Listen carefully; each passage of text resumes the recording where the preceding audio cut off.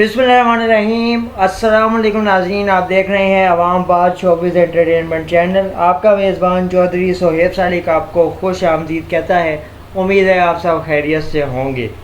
पाकिस्तान की मारूफ अदाकारा नादिया अफगन के बारे में निजी इंटरव्यू में उन्होंने बहुत से इंकिशाफात किए हैं जिस पर सोशल मीडिया पे बातें हो रही हैं।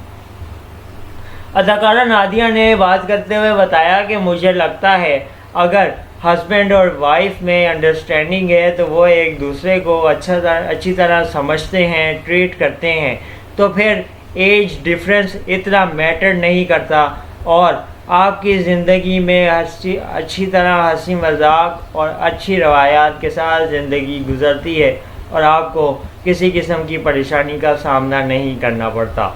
अदाकारा नादिया अफगन से सवाल हुआ कि आपके और आपके शौहर की उम्रों में काफ़ी फ़र्क है और एज डिफरेंस आपको कभी फील हुआ है या आपको इस वजह से दुश्वारी का सामना करना पड़ा है।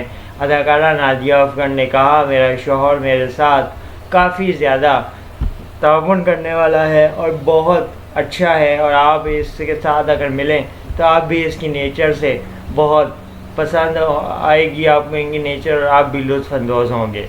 नादिया अफगन ने कहा, शौहर और ससुर और सास तीनों शख्सियात कमाल की हैं और इनके साथ बैठ के बातें करना, वक्त गुजारना बहुत अच्छा लगता है।